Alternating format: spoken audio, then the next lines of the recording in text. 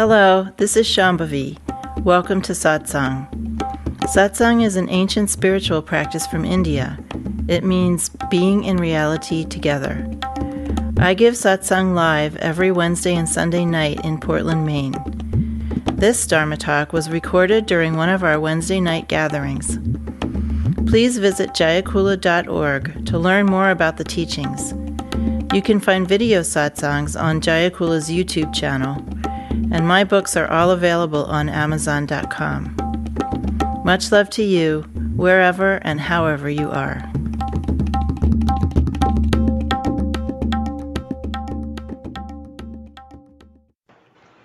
Tapas means heat in Sanskrit. There's this concept of burning karma. The metaphor of burning karma is related to effort. And Ma said, you can either melt karma with devotion or burn it with effort. And certainly I think every practitioner that sticks around through this process does both of those things. And sometimes devotion comes early and sometimes it comes later on. But eventually everybody ends up melting it with devotion. And she says, when you are more realized, then that's when you've reached the time when there's nothing to burn and nothing to melt. That's her way of putting it. When all of that karma has cleared out, the experience is cool. It's more like moonlight, not like fire. Right. So really what we're looking for in the end is an experience of cooling and sweetness, more like moon. But sometimes we have to go through heat to get there. In the spiritual traditions of India, tapas is usually associated with some kind of great or extraordinary effort that one makes in doing sadhana. So you'll see pictures or hear stories of what are called great tapasyas. Those are people who have undertaken very difficult spiritual practices over prolonged periods of time. And such people are looked up to by and large in Indian culture. So these are people who, never sit down or keep their arms raised like this, or live in extreme conditions, or undertake extreme dietary restrictions, things like that. When the Buddha, the Shakyamuni Buddha, was a young man named Siddhartha, he presumably studied with a bunch of Hindu or Indian teachers. We didn't use the word Hindu back then, and did a lot of austerities. We would call these tapas that I'm talking about austerities.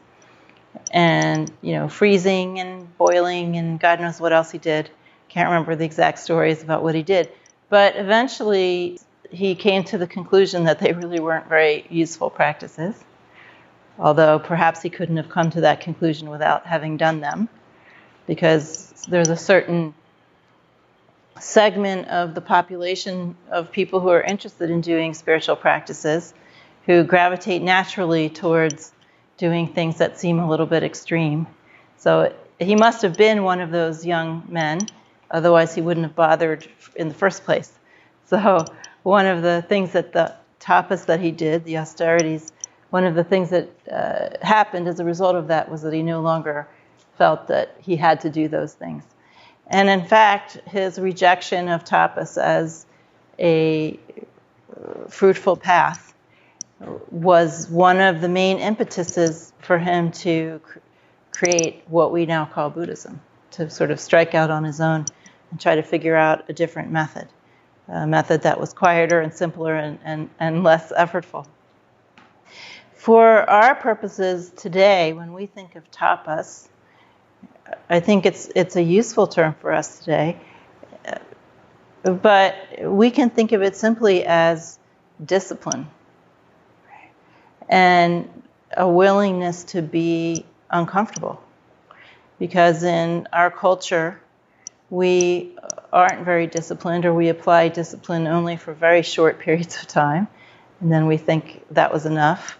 15 minutes of discipline, done for the day. I read an article, I think I mentioned it once. I can't remember exactly what it was, but it was in the back of Buddha Dharma magazine, which I read sometimes. So in the very last page, they usually have like a guest columnist of some sort And this fellow wrote about this practice that's very popular, I guess, in American Buddhist communities. And it's called the 108. Yeah, now I'm remembering it more. It's called the 108. And the idea is that you do 20 minutes of practice a day for 108 days. This is like something you like sign on for. And the person was writing, but it's okay if you split it up into 2 10-minute practices or 4 5-minute practices. Yeah. So that's not bad. I mean, Nanda Mayama, my teacher, also said, just do 5 minutes of practice a day or 10 minutes. But she said that to people who didn't have a lot of discipline, people for whom doing anything for 10 minutes a day every day would have been beneficial. Because when we apply any kind of discipline like that and do something with regularity, then we organize our energy in a certain way.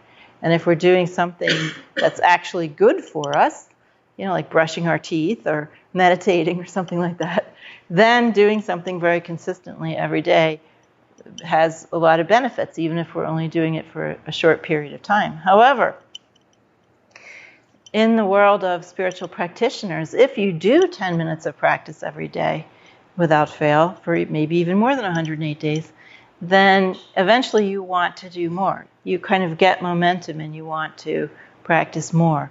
And it sort of snowballs, and it may be over this lifetime and maybe over many lifetimes, but eventually, just by being consistent and applying consistent effort, your desire to wake up grows stronger. This is just kind of a natural thing that happens. Now, the special burden that we have in American culture, I think anyway, and you're free to disagree with me, of course, is that we are incredible comfort seekers. And we think that something is wrong if we're uncomfortable. And we're always scrambling to fix things that feel uncomfortable. In fact, a lot of us feel very uncomfortable all the time. We feel anxiety or we feel something or other that's uncomfortable. And we just spend our entire lives trying to scramble out of that uncomfortable feeling. Or we approach a spiritual practice. We get some teacher gives us a practice. And then if you're being guided by a teacher who has any inkling about how the path works and has walked some path of themselves, they know that you're going to get to many, many places where you're going to be outside of your comfort zone, and that's a good thing. But what happens in this culture is that people very often report, well, it's not working because I felt afraid, or it's not working because it was uncomfortable, or I can't do this because it's uncomfortable. For us, I think if we wanted to sort of redefine tapas in this American context, it would be, first of all, a willingness to be uncomfortable. Waking up requires that we dismantle a lot of our conceptual apparatus and what we put between ourselves and the world in order to establish a sense of self. And dismantling that is very uncomfortable at different points. So the willingness to do that and to go through every day undertaking a practice that is literally dismantling your so-called personality is a form of tapas for us.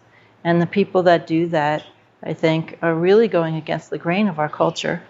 And it takes a certain amount of bravery and not just willingness to be discomforted by the process itself, but also by being somewhat out of sync with what's going on in the rest of the culture.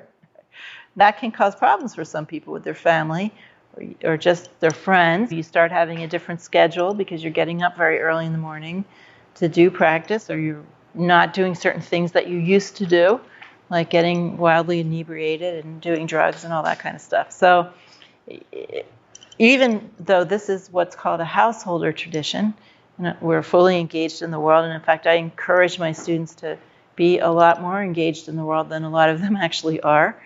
And one of my instructions to a lot of students is read the news. Find out what's happening in the world, right? Even though we're very engaged in the world, doing practice requires that we do change certain things. And you'll want to change certain things, as you all know. So there's simply the willingness to sit every day and to go through the difficulties that you encounter, I think for a lot of us is an equivalent of some kind of tapas. And then another kind of tapas I think that's really important and that is much more difficult than being discomforted in certain ways or being out of sync and being worried what other people will think of you, but is not getting what you want. Most people come into spiritual practice or some tradition or something, or they read about meditation and they, in a book or a magazine or something, they decide to do something about it. They have specific ideas about what that practice is going to feel like or what it's supposed to be for. And the idea that you're just doing it without having a specific goal-oriented attitude while you're doing it, for many people is almost impossible to fathom. And then to go through long periods of time when things aren't working the way that you think they should be working is also tremendously difficult for many people.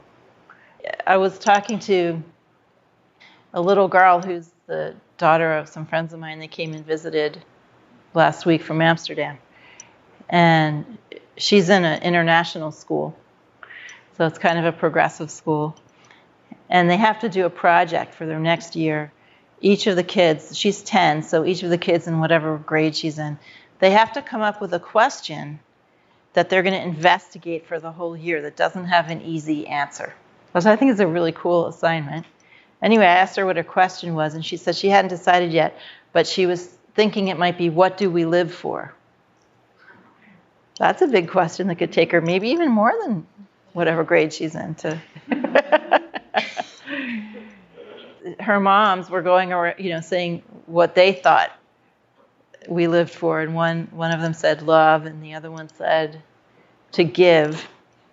And I said to the little girl, well, what do you think? And she said, maybe to achieve.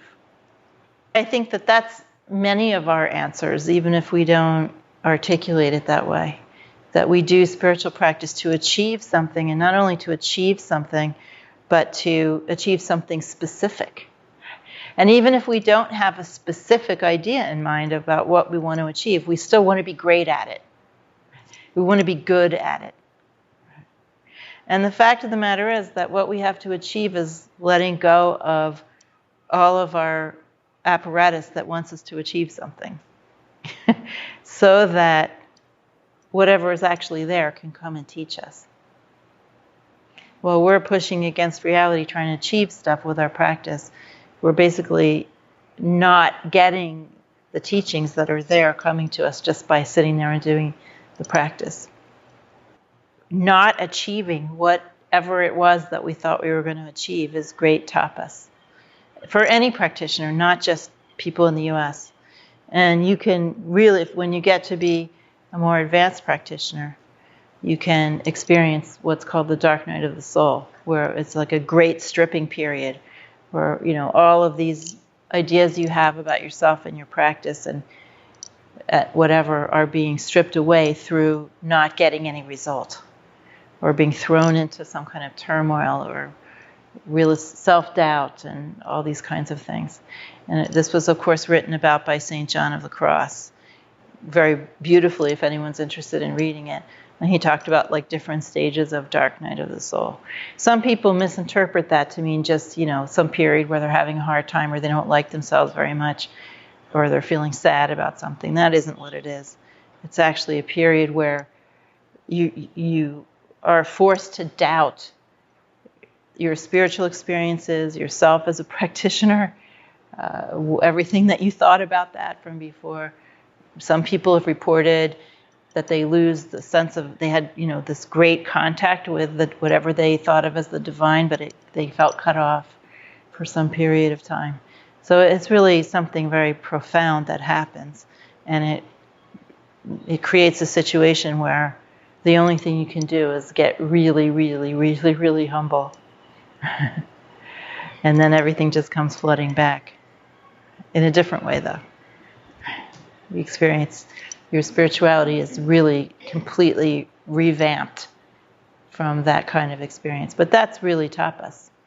And most practitioners who go for a long time and really devote their lives to this, go through something like that as a matter of course, if not once, more times than that. Right. And then we also sometimes do actually have to put a lot of effort into our practice, like hard effort.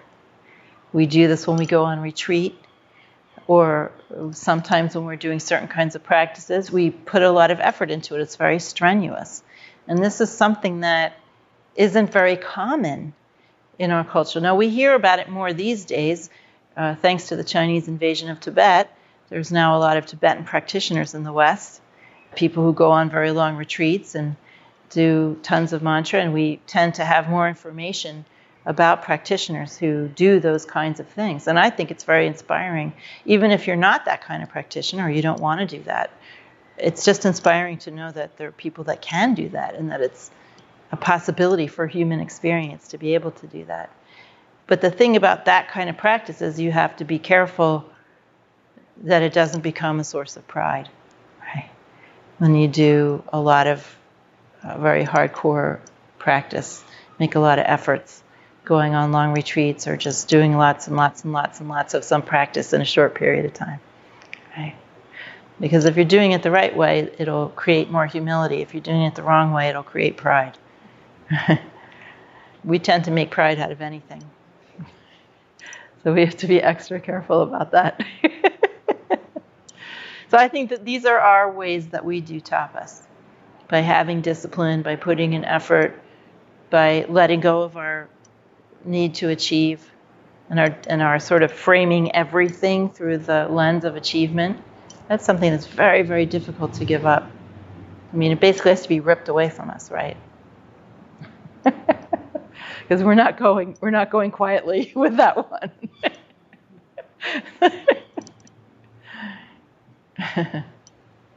I've had periods in my life when I was achieving or when my spiritual experiences were extraordinary, and I've had other periods in my life where just absolutely nothing seemed to be happening.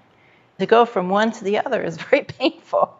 If you've got anything at all invested in the extraordinary experiences, then when the record flips to the other side and you get to the nothing's happening part, it's just that much harder. Then you get to find out like how much you were invested in the spirit, in the extraordinary stuff, right?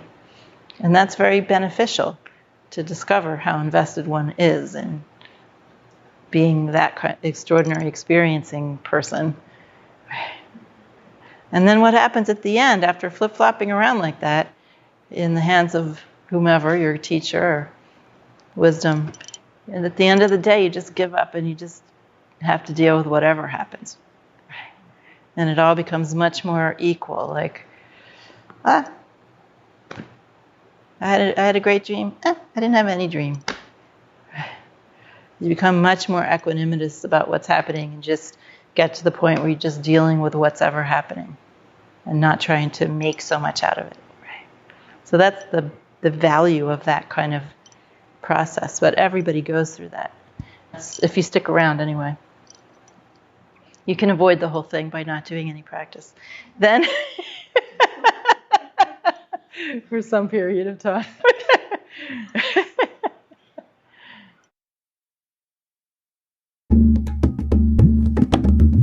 Jayakula is a nonprofit community offering opportunities to learn and practice in the direct realization traditions of Trika Shaivism and Dzogchen. We are based in Portland, Maine and Portland, Oregon. Visit jayakula.org to explore more of our offerings.